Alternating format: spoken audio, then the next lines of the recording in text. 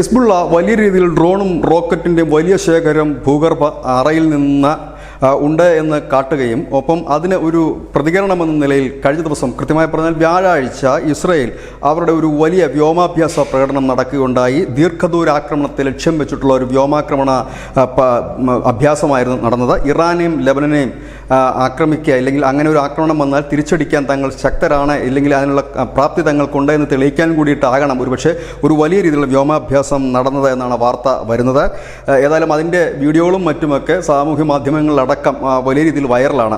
നിർഭാഗ്യവശാൽ നമുക്ക് അതിൻ്റെ സാങ്കേതിക പ്രശ്നങ്ങൾ ഉള്ളതുകൊണ്ടും യൂട്യൂബിൻ്റെ ഗൈഡ് ലൈൻ ഉള്ളതുകൊണ്ടും മാത്രം നമുക്കത് നൽകാൻ കഴിയില്ല. ഏതായാലും വലിയ രീതിയിൽ തന്നെയുള്ള വ്യോമാക്രമണ പരിശീലനമാണ്. ഇസ്രയേലിൻ്റെ വ്യോമ അതിർത്തിക്കുള്ളിൽ തന്നെയായിരുന്നു പരിശീലനം നടത്തിയിരുന്നത്. ദീർഘദൂര ആക്രമണത്തിന് തങ്ങളുടെ വ്യോമസേനയുടെ ആ ഒരു കരുത്ത് മറ്റുള്ളവർക്ക് കാണിച്ചു കൊടുക്കുന്നതിന് വേണ്ടിയിട്ടായിരുന്നു. കഴിഞ്ഞ ദിവസങ്ങളെല്ലാം ഈ ലെബനൻ ആസ്ഥാനമായിട്ടുള്ള ഹിസ്ബുള്ള വലിയ രീതിയിൽ തന്നെ ആക്രമണത്തിന് പദ്ധതി തയ്യാറാക്കുന്നു. വലിയ രീതിയിൽ തന്നെ ഡ്രോണും റോക്കറ്റും സജ്ജീകരിച്ചിരിക്കുന്നു. വലിയ ശേഖരമാണ് എന്ന തരത്തിൽ വാർത്ത വന്നിരുന്നു. അതിന് തൊട്ടു പിന്നാലെയാണ് ഇസ്രായേൽ ഇപ്പോൾ ഇത്തരത്തിൽ, അതായത് വളരെ ദീർഘദൂരമുള്ള രാജ്യങ്ങളെപ്പോലും ആക്രമിക്കാൻ തങ്ങൾക്ക് കരുത്തുണ്ട് എന്ന് കാട്ടിക്കൊടുക്കുന്നതിനായിട്ടാണ് ഈ വ്യോമാഭ്യാസ പ്രകടനം നടത്തിയതെന്നാണ് ഇപ്പോൾ പുറത്തു വരുന്ന വിവരം. News desk news India Malayalam.